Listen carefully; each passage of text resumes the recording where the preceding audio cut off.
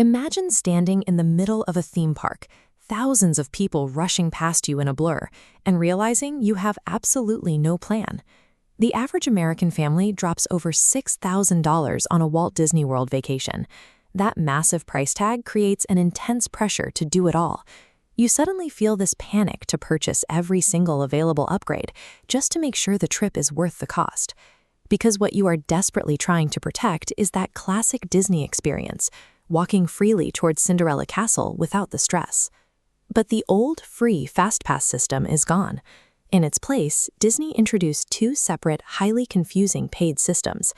This playbook matrix shows you the three main strategies available to you today: Genie Plus, individual Lightning Lane, and a free strategy known as Rope Drop. Today, we are breaking down what these cost, when they are a complete waste of your money, the one specific time you have to buy in, and how to skip the lines without paying a dime. Let's start with Genie Plus. Think of this as casting a broad net over the park. It is a daily, per-person paid system. It requires two major inputs: paying between $24 and $35 per person, and actively managing ride bookings on your phone starting precisely at 7 a.m. The outcome is that you gain the ability to skip the standby line for a rolling list of mid-tier to high-tier attractions throughout the day. But here is the crucial trade-off. You spend significant vacation budget and screen time, and Genie Plus deliberately excludes the absolute newest and most popular rides in the park. This flowchart decides if Genie Plus is worth it based on crowds and budget. On busy days, it saves families from agonizing waits. But on slow days, buying Genie Plus means paying to skip short lines, draining your budget for zero practical benefit.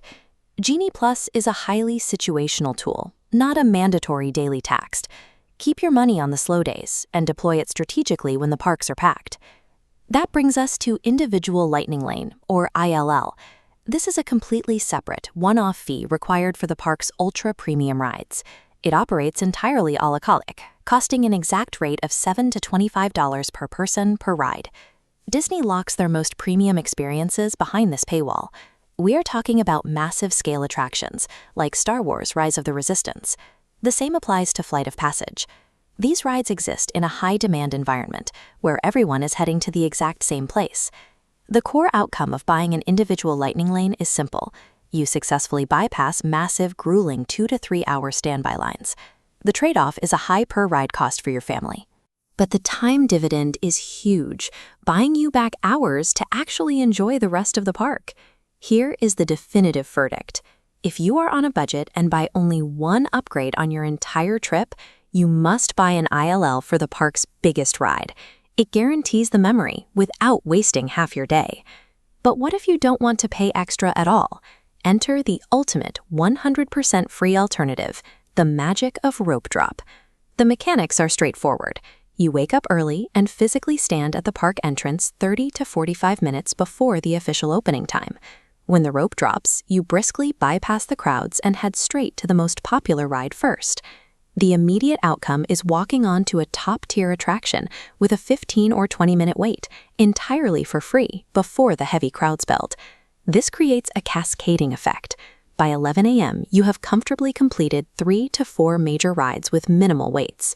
The trade-off here is vacation sleep.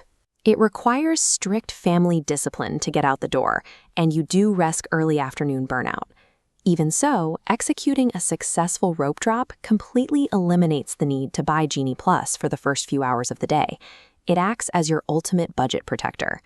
So the final decision is about matching your family's unique style and budget to the correct line-skipping strategy. This quadrant chart plots Disney attractions based on the effort required to access them versus the time saved by paying.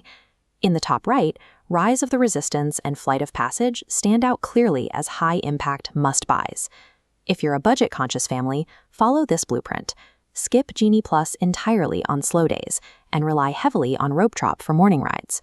Then take the money saved and apply it to one individual Lightning Lane for the park's biggest ride. Now, if you're a time-poor maximizer with a flexible budget and a goal of zero friction, buy Genie Plus on busy days for the convenience.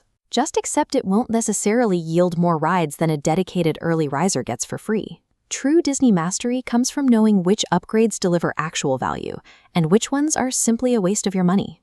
While these line systems are incredibly complex, Executing your day in the park doesn't have to be overwhelming. To navigate this seamlessly, we put the exact strategies into our Walt Disney World First Timers Complete Planning Guide. For $37, you get exact park itineraries, budget breakdowns, and dining reservation checklists. And if you want a quick win right now, you can grab our completely free Disney packing checklist at the same website. You can find all of this over at mydisneybrain.com. If this video helped you, hit subscribe and share it with a friend planning a trip. You can help turn their overwhelming planning into confident, joyful anticipation.